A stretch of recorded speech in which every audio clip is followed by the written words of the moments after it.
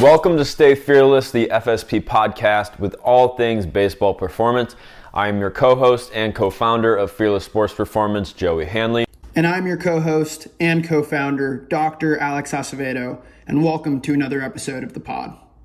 All right, guys, welcome back to the Fearless Sports Performance podcast. And today we have a special guest, Tanner Pruett. He is a pitching coach at MASH Baseball in Savage, Minnesota. So, Tanner, why don't you give us a little background on yourself? Tell us about how you got to MASH, baseball development, just start from the beginning. We'll go from there. Yeah, for sure. So originally from a small town in California, Newman, in the valley, middle of nowhere. So didn't have a lot of resources like growing up when it came to training or just coaching access. It was just kind of, teachers or guys that maybe played a little bit of college baseball or college sports coming back. But other than that, it was pretty much my dad and I kind of troubleshooting along the way. Get to high school, good career, but due to lack of resources and lack of training, it was like, I was 135 pounds, throwing 78 miles an hour. I was left-handed, so that helped me. But ended up going to Modesto Junior College out in California for a year, and then transferred to Crown College, D3 out here in Minnesota. And a lot of it was just me trying to figure things out on my own. When I got to Crown, there was no pitching coach, there was no strength coach. So it was a lot of piecing things together, problem solving. Probably did a lot more harm than good, but I would say it helped me just learn, because the more wrong answers you find, the closer you get to the right one. After that, I trained for a year. I was actually a remote client under Dean Jackson for about 8 to 9 months. Got an invite to the Evansville Otters spring training camp in 2019. I got one spring training inning, no runs, no hits, and then got cut the next day.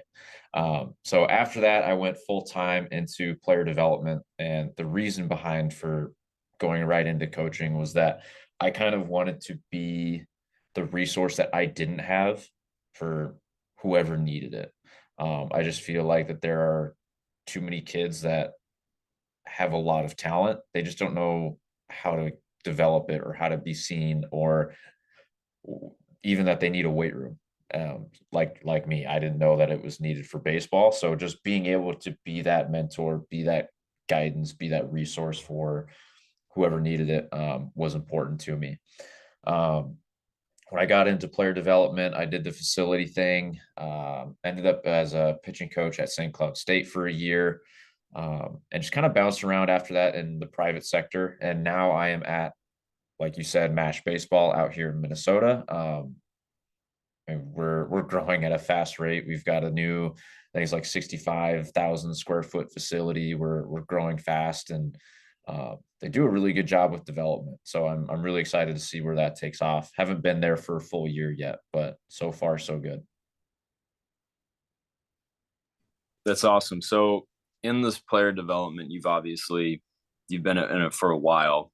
Have you seen like a different transition from when you started to, like where we're at now in terms of, when I was playing high school, the big thing was like tons of plyo balls. Everyone was doing kind of the same routines where it would be reverse throw, pivot pick, roll and rocker, things like that. And that was considered to be like different. You were kind of weird doing that. And now we've sort of transitioned into this part of baseball development where that's almost like a part of the past for some people. So, where do you kind of see the way that things have gone? What have you liked about player development? What kind of things have, you implemented that you think, should be being implemented like more going forward?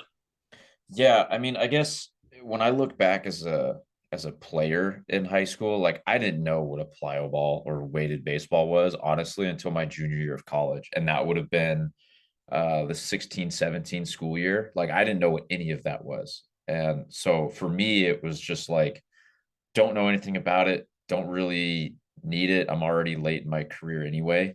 But as I got into coaching, like I said, I was under Dean Jackson, where he really like introduced, like, this is how you use them properly. This is how you keep yourself from getting hurt. So then I was exposed to it. I'm like, oh, okay, this is how it could be. But like when I started coaching, a lot of kids like they didn't know what they were either.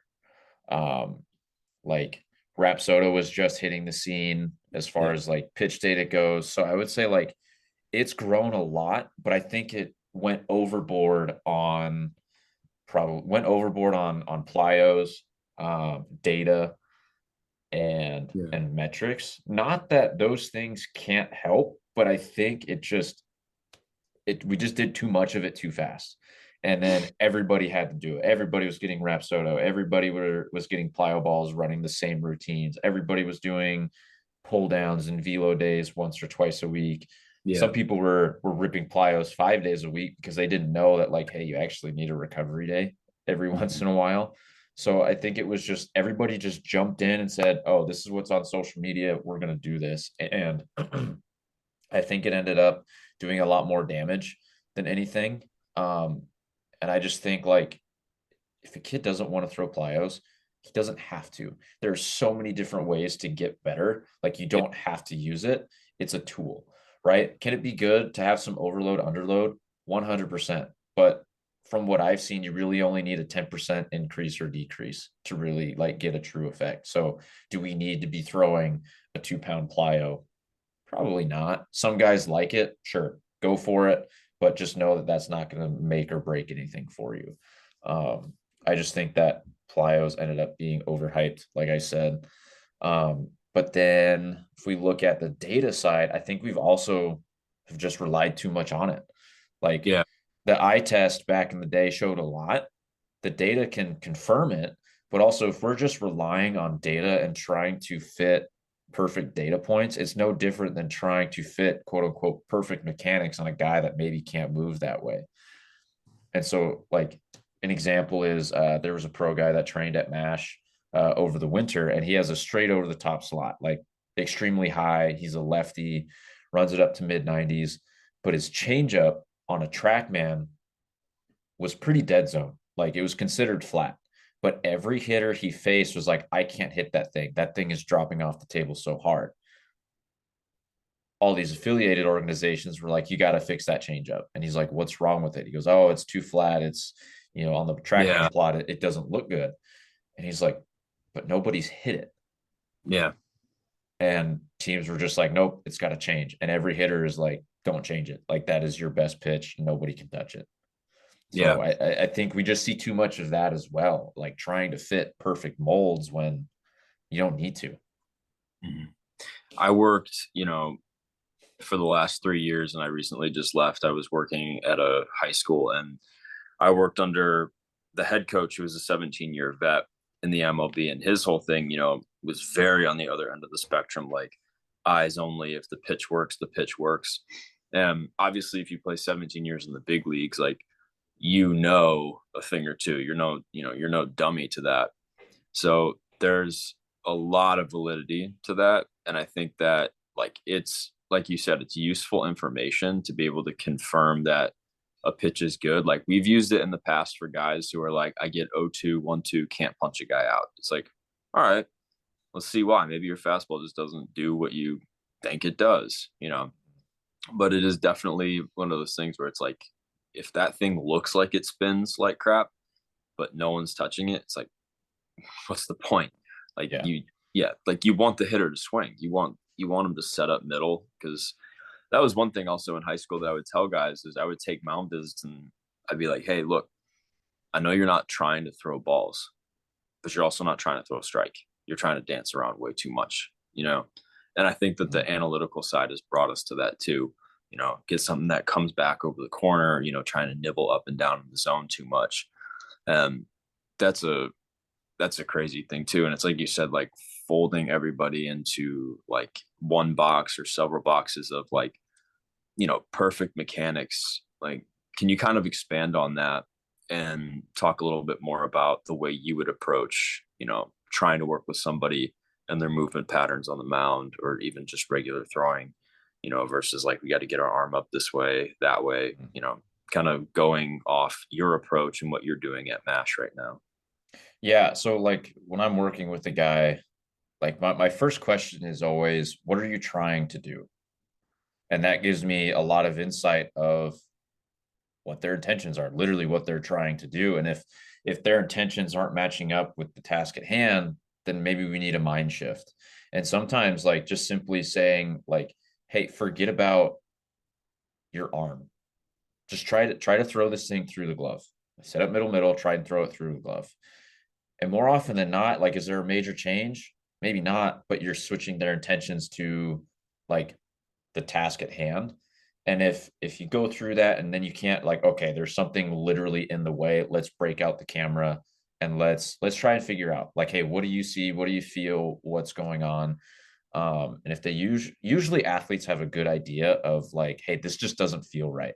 Okay, cool. Let's explore it a little bit because I don't have the right answer. I don't think really many coaches have the exact answer at the exact moment the question is asked. I think if you look at it through an exploratory lens, like, hey, let's explore the lower half here. Let's see what direction we can go, or whatever the mechanical thing is. Let's just say lower half.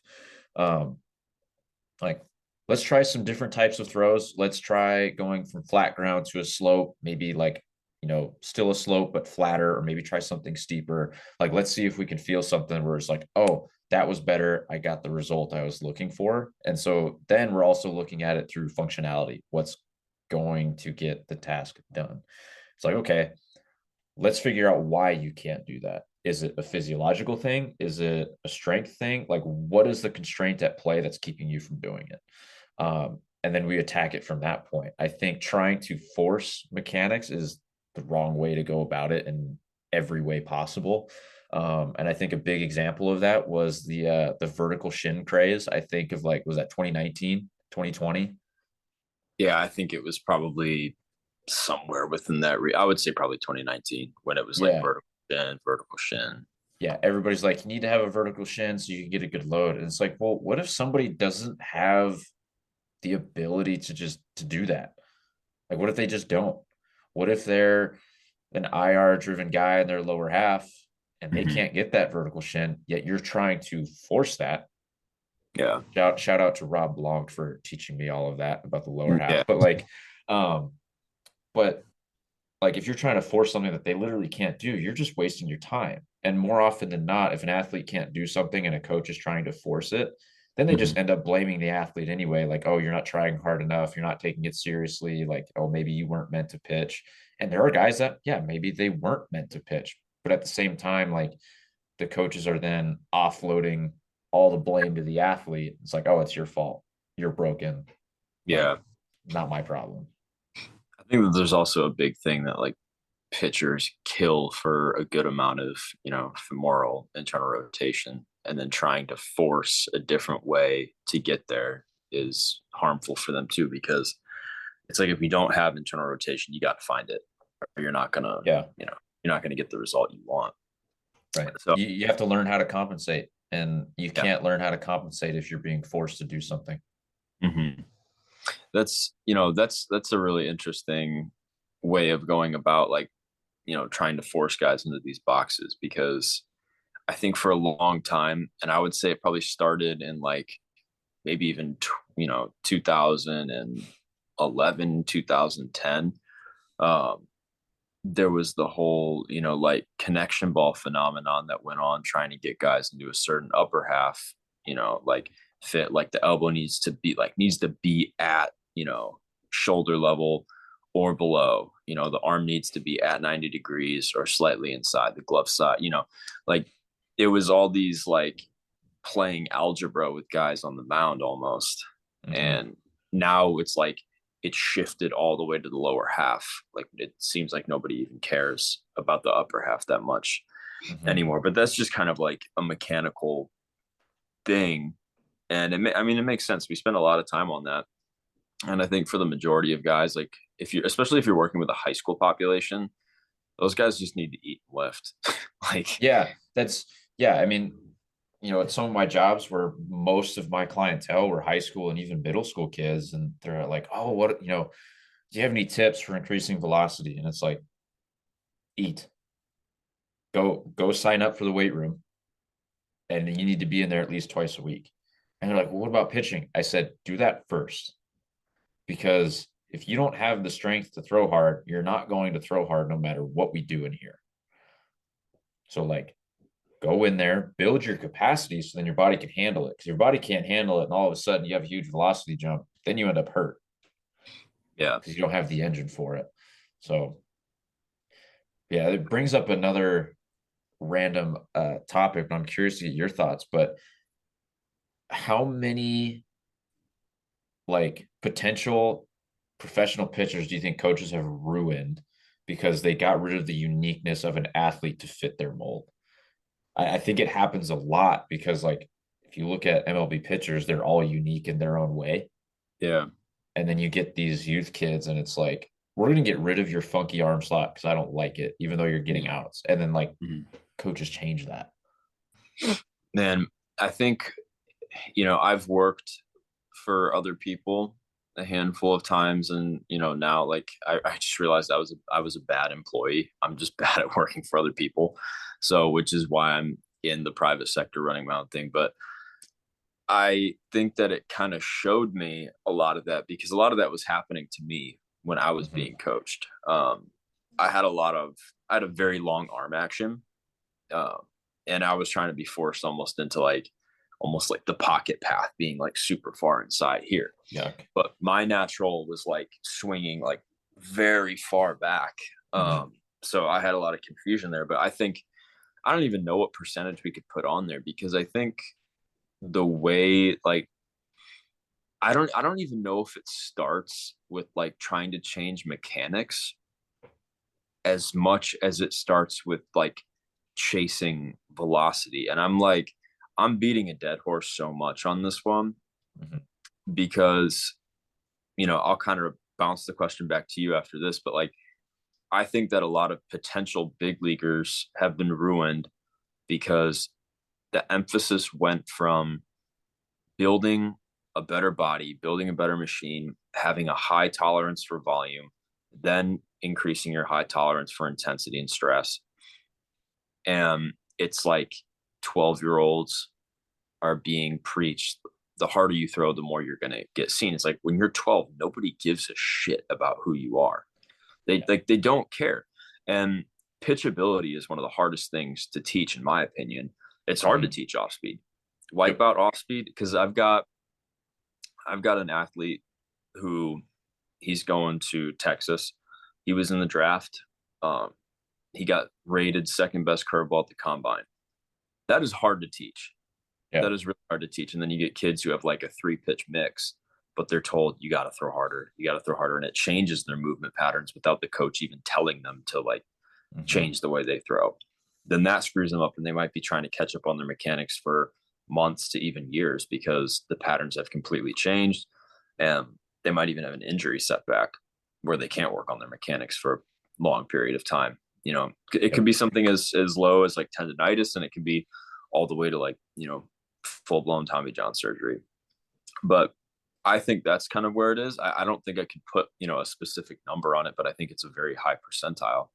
But, I'd like to get your thoughts on how much of not changing the movement patterns intentionally, like saying you got to look like this, you got to look like that, versus you have to throw the speed or you won't make it.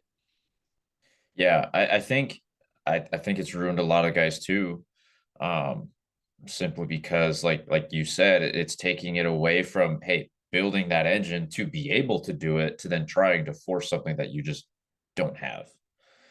And so it's like then the athlete's going to try and find ways to make it happen, and then they're going to start changing their own movements themselves, which can be good or bad because then you might not know, like they might discover something. Right. And that's what I like athletes to do is I like them exploring and trying different things. So then it's been like, whoa, that was cool. That worked. But I think in the long run, then it becomes chasing that metric. Right. Yeah. And then I think something you and I have briefly talked about, even just off this podcast, is like pitchers in high school, especially, are now becoming showcase pitchers rather than being able to win games. And it's like, okay, let's chase spin rate. Let's chase fastball velocity. Let's chase curveball movement, slider movement. So they have all of these nasty pitches, but they're all swing and miss pitches that either start in the zone and end up out, or that hitters don't want to swing at anyway. So you end up with all these walks. But man, they've got good TrackMan data. Yeah. And that's, that was another thing that I had heard before. And this hit home with me. Like when I heard this, I was like, wow, nobody cries during a showcase, but at the end of a high school season, 80% of the players on the field are crying because the season's over. They didn't make it. They got beat in the playoffs in a way that sucked. Mm-hmm. Um, you don't see guys out there with camaraderie at that. So I think we're teaching people to be so individual, like such individuals Mm-hmm. versus like having, this collective reason to win. And Mm-hmm. like winning breeds success, whether that's, you know, on the global level or on the personal level. Because when you're in an environment where you're winning or where you're competing to win, and Mm-hmm. your job, like let's say you're a starting pitcher in high school, is every seventh day you go out there and you try and get a win for your team, that's Mm-hmm. only going to make you a better competitor. That's only going to make you a better pitcher. That's going to, teach you what you can do to get outs for other people to set them up for success versus in a showcase where it's about me, me, me. I get five batters to show, everyone what I have. And And not all showcases even give you batters. That's the sad part. yeah, yeah. Like there are a Some of lot of it's, showcases that are up here in Minnesota where it's like, all right, you got 15 to 20 pitches, show us all your stuff, and then we'll give you a call back type of thing. And it's like they're yeah, not even throwing to a hitter. And it's like, is that how much of an assessment of skill is that? yeah. And I would also like to know like how many guys get passed up that way too, because even if you look at it from a hitting standpoint, let's say that you take hitter A, hitter B, they both have the same exit velocity, Mm-hmm. or no, let's say they both have the same batting average. They have the same batting average, and they have the same exit velocity as well. They both hit an average of 98 miles an hour off the bat. But one guy has a tendency to fly out versus the other guy has a tendency to line out. Mm-hmm. But they both have the same batting average. They both have the same exit velocity, but they're taking one guy over the other when an out is an out, essentially. And I think they're doing the same thing to pitchers, where it's like a guy throws, 95 in high school, another pitcher throws 95 in high school. And you see it in the draft as well, where it's like they compare these two pitchers, they've got similar stuff, and they're talking about them like they're completely different guys. And if you put them next to each other, like they're getting the same results. It's just one of them has like maybe one metric that's a little bit different. The fastball spin is a little bit different vertically or horizontally or something. And showcases, well, they have their place. If I'm a college coach, personally, I want to see how they get people out.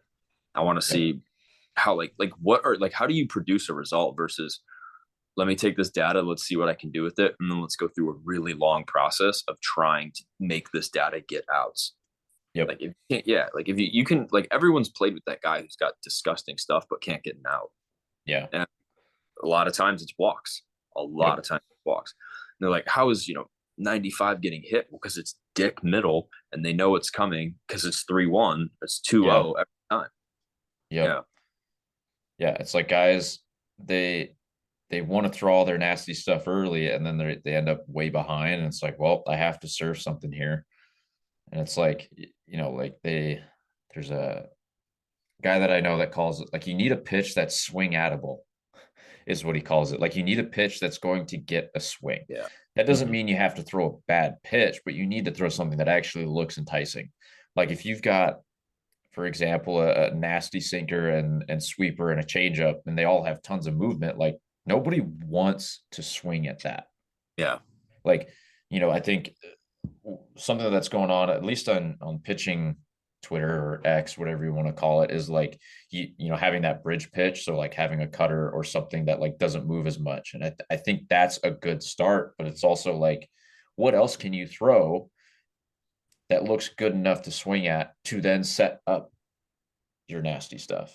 Mm-hmm. Like all of that movement. Like if you're just throwing nothing but movement, and like I experienced this, especially in college, like I was one of those guys that had a lot of movement. Um, but I just wanted to throw harder because I didn't play at my junior college because they said I needed to throw harder. So I was one of those guys that was trying to do that. and I didn't, but like I still had the movement, but I didn't have anything that was like anybody wanted to swing at. So I ended Yeah. up walking a lot of people because I got behind, or then I'd give up a bases clearing double because I went 3-1 and I had to go fastball. So like Yeah. it's just one of those things where you need something that they can swing at. Yeah. No, 100%. And it's kind of ruined that way because everyone sees the highlights too. I remember I had at my JUCO, we won a game, but it was kind of ugly. Mm-hmm. And the coach pulled us aside and he just goes, "You all suck. You suck because all you want to do is watch the highlight reels. You want the ESPN, MLB Network highlight reels, but you don't watch the shit that goes on before that. You don't get to see guys landing in there." And I think Adam Wainwright was talking about Scherzer leading in pitches right down the middle and just dominating right there Mm-hmm. too. Because, dude, like you play men's league still, right? Yeah, yeah. Yeah. Do you still hit? No, not. I did when I was in Charlotte. Out here Yeah. in Minnesota, they call it town ball. Every Mm-hmm. town has like a home team, and there's Yeah. no age limit. Okay. So I'm practically playing in a college summer league almost. Oh, So like we're yeah. facing some really good pitching. So I do Yeah. not touch a bat. Yeah. Well, anyways, like, I mean, you've hit before. Yeah. How many times, and then like in a pitching, like from a pitching perspective, how many times have you thrown that pitch right there? Guy takes it, swings and misses, pops it up, grounds it out, and you're like, whew, Yeah. that was hittable. Mm-hmm. Like Like all that, the like, time.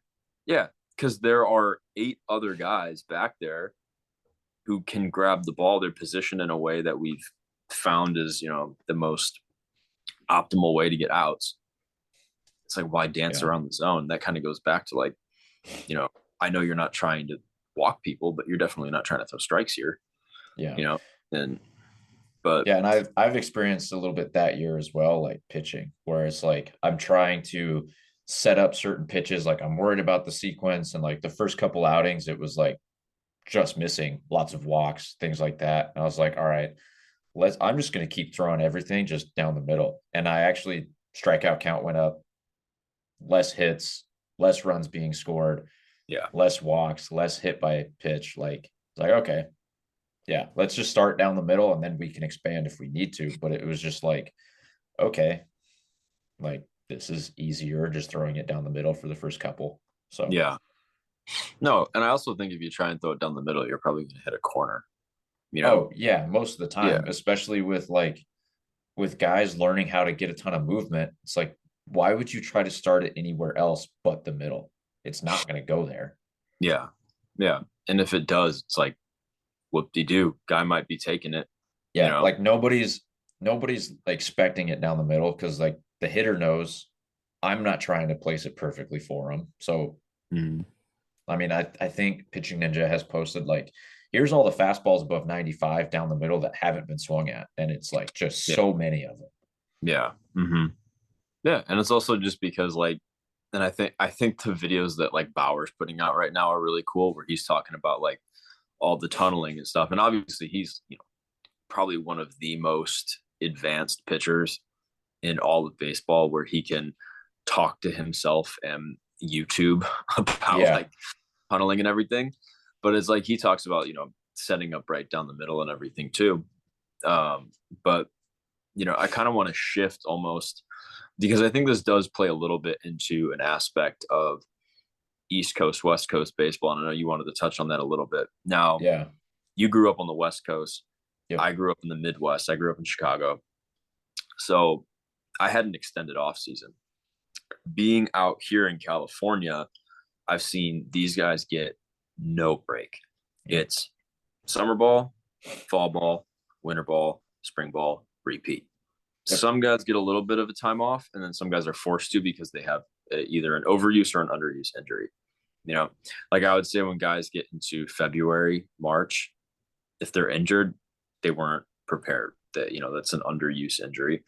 And then you get into like the summertime and fall ball, guys get beat up. It's like, yeah, that's overuse. They way too much load than they could handle. I think going off of that, like East Coast or like Midwest baseball, because you're in the Midwest now. Yep. Um, these guys, it's snowing, it's raining, you can't get on a field. You have more time to work on those things versus a constant mindset of I got to get outs, I got to get outs. And if there's more good coaching, I think that, or even just no coaching, if we just stepped back and we're like, we just watched guys throw a pen. Mm-hmm. Like when I listened to you when you were on In the Zone with Garrison, and you talked about how I think parents got angry with you because you didn't say much during a bullpen session or something. Yeah. And I took that approach where I just told the kid, I'm like, I'm just gonna watch. I'm just Mm-hmm. gonna watch you today. Let's see how you move. Let's see. You don't have to say something every pitch. You know, they know they made a No. bad pitch. It's like curveball misses up high. I don't have to say, oh, it was a little up. Like, no, like they know they threw it up. Yeah. So it's like, I think that in cold states, pitchers have the ability to take advantage of this time where they can learn to be like middle, then start to work corners and spend that time in the weight room because they're going to have more time for that versus trying to race from game to game. They're exhausted. Mm-hmm. They can't get in the weight room or they're burning so many calories because they're just going from game to game. You're all good. Sorry, that was. You're good. But But what are your thoughts on that? yeah, I think my thoughts are a little bit on the opposite of, I think, what you're getting at. Like, Interesting. and the reason I say that is because yes, they do have that extended off season, right? And like they do have time to work on the actual skill, but when you're indoors, you can't get a catcher, you can't get the context that you want, which Sure. MASH, we did a really good job this past winter. We had catchers there almost every week. We started doing live ABs in January. Nobody, as far as I know, has done that in Minnesota. And we did keep track of pitch counts. Like the first time we did it, it was like, hey, you're going to get 5 pitches in a set. Every pitch is a full count pitch. Like that's how we're going to treat it. I was like, okay, like you don't want to walk a guy, you got to throw first pitch strike basically. And so we did 2 sets of that. So they got 10 pitches against a live batter. So we would scale it. But when you can't get those things, what do you work on? Oh, well, we have a Rapsodo and a 9 pocket Yeah. and a radar gun. Let's try to see some cool numbers, right? Then that's what the offseason turns into. And then you Yeah. lose that skill. I actually like if like we had there's a kid in the 20 class of 2026, the number 1 ranked player in Minnesota is like 320 something in the nation. Okay. Like Interesting. top player in Minnesota doesn't even top the top 300. And I think the Yeah. reason is because these warmer states, especially West Coast, when you are playing games all year round, you find a way to win. Mm-hmm. Like you're kind of That's fair. forced to, like, and so I think that the overall skill on the West Coast or in these warmer states is going to be better because they are playing more games. Do I think it's the right model? No. Like, I think I did 10 to 12U like travel ball where it was like spring, summer, fall, and winter. And it was just like way too much, like we realized. And I don't think Yeah. I didn't play club ball after that or travel ball, whatever you want. Like I just didn't. Mhm. I played in the spring or middle school. It was a summer season. That was it. Yeah. Like that's just what we did. I played basketball and football, so I didn't have time to try and find travel teams. But I think you're going to end up with more skill because they are playing more games or they are in situations where it's like, not new to them. In Minnesota, like you get to October and it's snowing already. Yeah. Like you can't play, like you get a super short fall ball. And then if you play in the spring, you're getting snowed out then too. So Yeah. you really only get a summer season. So there's a lot less time to actually figure out like where what do we need to work on when it comes to in game. And I think like we can produce some good metrics out here for sure, because that's where we spend almost all of our time is indoors in a lab, if you want to call it that. So Yeah. it's like I think that Minnesota is going to produce more metrics, more like better data. In Mm-hmm. my opinion, I don't have the full experience to say that for sure, but I think it has the Yeah. potential to. As far as like California, those are going to be the better skilled, overall Sure. skilled pitchers or even players. But Oh yeah, I would agree with that. Do you think that it plays at all into? Now, I don't know how you feel about how young, guys are specializing now. Um, but I noticed growing up in Chicago, tons of guys on my team played football. A mhm. handful of basketball because it kind of ran into the beginning of baseball season. Um, but that specialization, I really bought into that. And, I think even like middle school or grade school. However, I kind of hated sports until, maybe I was in like middle school just because I Mhm. sucked. But like, I think the specialization, I always like saw all these guys who play all these different sports. They tended to be better. They knew their body more. They could explore better before a lot of this kind of like explorative training has come out. And, my high school coach, who I believe should be coaching at the collegiate level, he was like encouraging two-way athletes to the point where I think they were probably getting like tons of praise and reward for that kind of thing because it made them better baseball players. Do you think that the, warm and cold states have anything to do with specialization in sport at a young age?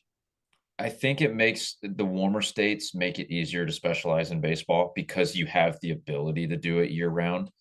I think Minnesota is starting to get that because of the rise in the indoor facilities. Um, but like we have so many hockey players and basketball players and wrestlers that train with us to where it's like they miss a handful of sessions because like, oh, I got a hockey game on Friday or Saturday, whatever it might be. I can't make it in. Right. So we actually get a lot of that. So I actually think we see the specialization happen younger, I guess, in Minnesota because it's like, well, not every 10-year-old is going to be playing hockey for, parents and safety reasons, which totally get like things like that. So, like, yeah, you will probably get more of the Yeah. younger kids that are in year round.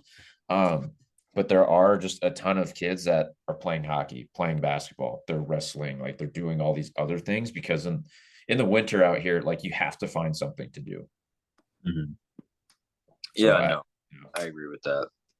I think that's when you're in that winter time, because I think, private sector baseball with indoor facility was, I want to say, kind of on the rise when, certain facilities came up around, 2010, 2012. Um, so, it started in a cold state, mhm. made its way through cold states because that's what they needed. When you're in California, Arizona, wherever, you don't necessarily need to have that indoor place because you No, can go play on a field all the time unless it's raining. Even right. then, they're not going to last that long. Yeah. And But even when it's cold, like you can still play. Like it doesn't like mm, yeah, no, 100%. And so to shift off them, kind of one of the last topics I want to hit on was you wanted to talk about like ecodynamics in sports. You yeah. said that really bugged you. So kind of expand on that a little bit. Yeah, And for sure. So if anybody listening follows me on social media, like I truly do see sport and kind of the world through an ecological lens. But what has happened lately, and I found it especially in baseball, is there are a lot of coaches, and it's to no fault of their own. I'm not putting blame on anybody here, but they claim that what they're doing is ecologically ecological ecologically sound. I'm just going to use that term, right? That it fits, like it works with ecological dynamics because they're doing things a little bit differently. But in the reality, they don't quite understand the underpinning theory behind it, if that makes sense. Like saying that your eco D is like a buzzword now to like get people almost to like buy your product or buy into your program. And a lot of the stuff they do just Sean Mishka says it's not even logical with what they're doing. Like through an ecological lens, we understand that there is a relationship between the athlete or the performer, the task, and the environment. yeah, Right? It's intertwined. You cannot separate the three. And there's a lot more detail that goes into it. But then what they'll do and claim Eco D is they will literally focus only on the athlete and mechanics, but they're doing like some Franz Bosch type of stuff, right? yeah, some of it can work, but when you spend an hour doing water bags trying to find the perfect hinge, how Yeah. is that truly ecologically sound when you're still trying to get them to fit this perfect mold without even acknowledging the task or the environment? Yeah. Right. It's just like total. It's like Tyler Yerby and Sean Miska call it pulling from the other side of the fence.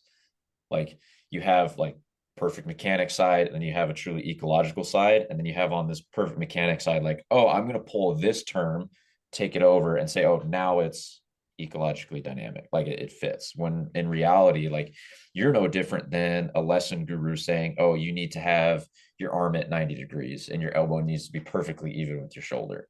It's like doesn't quite fit. It doesn't make sense at all. And it's like I feel like there are a lot of coaches out there that are trying, but maybe either whether they can't afford paying for education or they just don't Hmm. want to. I think they're missing out on a lot. Um, I think a lot of the stuff that I have learned is I've literally paid for it because it's like I Yeah. want to be a better coach. I want to be of better service. And it's like, well, you can't really do that just getting all of the free stuff because then you Yeah. miss out on so much more. Like I took it was the Movement Academy through Emergence. Like I Hmm. did that 6 month class. I actually, I did it with Garrison. Like he and I Okay. went through the same cohort, and it was like, was it a lot of money? Yes. But did I get so much more out of it and a deeper understanding of what ecological dynamics is? 100%. And I can actually look at movement and be like, okay, what is this movement telling me in relation to the task and the environment? Like Sure. I can Yeah. actually kind of see the whole picture now rather than it's just like, oh, let's perturb the system to try to find the ideal hinge. It's Yeah. like there was an athlete, I'm not going to name any names, but he worked with a very well-known coach, and he's gotten a lot of success. I'm not going to tear him down or anything like that, but it's another one that claims to be ecologically dynamic, like ecologically sound. And he was saying that, like, he goes, yeah, I just can't find my hinge. Like, well, I'm like, how long have you been working on it? And I wasn't working with this athlete, just a mutual connection. We started talking a little bit. He's like, I've been working on it for 3 months and I haven't been able to find it. And I'm like, you ever just thought about rotating as fast as you can? Yeah. And he goes, no. I was like, okay, don't you think that if you're just trying to rotate as fast as you can, you're probably going to find some kind of a load? He goes, yeah, that makes just so much sense. It's like, right. Like if I were to tell you, he was a pitcher, if I were to tell you to go hit a ball off a tee as hard as you can, are you going to think about the hinge or is it just going to happen? He goes, oh, it's probably just going to happen. And I usually have a better lower half when I do that anyway. I said, yeah, because you're not being drilled into Yeah. finding a specific one. You're kind of letting your body self organize in a way. And when we get to self Yeah. organization and it's still not functional, then we can start to look at physiological constraints. Is there something tight? Is there something weak? Like, what can we do to address that instead Yeah. of trying to force it? And usually it gets better results. Like I've had guys where it's like, hey man, you're already really athletic. You throw a lot of strikes. You got good stuff. I'm going to be honest with you. And if you don't want me as a coach, let me know. You don't need to mess with anything with your mechanics. And Hmm. the ones that bought in with that have seen the most success when it comes to velocity when it wasn't the main focus. Like I had a kid that was a junior in high school, went from topping 83 to topping 91 in 9 months. So I was like, we just need to crush the weight room, continue to throw, but I don't want you worrying about what your body is doing. I want you to get outs. He was like, Yeah. okay, sounds good. Yeah. And Makes sense. it's just like, what can your body do naturally Yeah. without the corruption of overcoaching? There's one thing I always show guys who are very concerned about, how low they can get into a hinge. And I'm just like, dude, look at Zach Gallen. Yeah. Like that guy's got like almost no depth. He just looks like he's straight up because everyone wants to be compared to Chapman, you know? Yeah. So it is a very interesting thing where it's like, I have had athletes where I'm like, not going to touch you. There's Yeah. nothing wrong. There's nothing wrong with you. It's Yeah. yeah. And that's a crazy thing. And it's a lot of times athletes don't even want to hear that too, because they want to know what's wrong with them.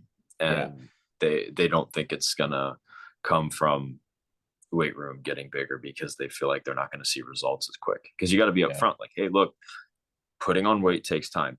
getting stronger can take time, but velocity gains sometimes don't take that much time. So if you start seeing 1, 2, 3, 4 mile an hour jumps, it's like, we got to back off the gas pedal. So that goes a lot hand in hand with kind of what we've been talking about. Well, it's been awesome having you as a guest, man. I'm gonna have you plug yourself, kind of let everyone know where they can find you on social media, where they can hit you up, everything like that. Yeah, for sure. So first of all, appreciate you for having me on. My Instagram is TJP_training. That's going to be a lot more of what I'm doing training wise, and just kind of get a glimpse of what I do for myself, along with what some of my athletes are doing, some athlete highlights, things like that, learning new pitches. And then on Twitter, you can find me at TJ Pruett, Pruett 2310. I haven't really posted a ton on there lately. It's usually more educational, like threads, things like that. They can get pretty long. So if you don't read the whole thing, I'm not offended. But yeah, so Twitter's going to be more educational. Instagram is going to be more of just seeing what I do as a coach and as an athlete still myself.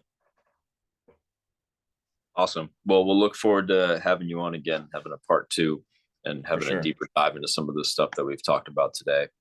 But until then, thank you for being on, and stay fearless, guys. Thank you for tuning in to another episode of Stay Fearless, the Fearless Sports Performance Podcast with all things baseball performance training. If you enjoyed this episode, please share, like, subscribe, comment, reach out to us, and keep the conversation going. You can check out our website at fearlesssportsperformance.weebly.com, and you can find us on Instagram at Fearless Sports Performance or on X at FearlessBSBL. Until next time, stay fearless.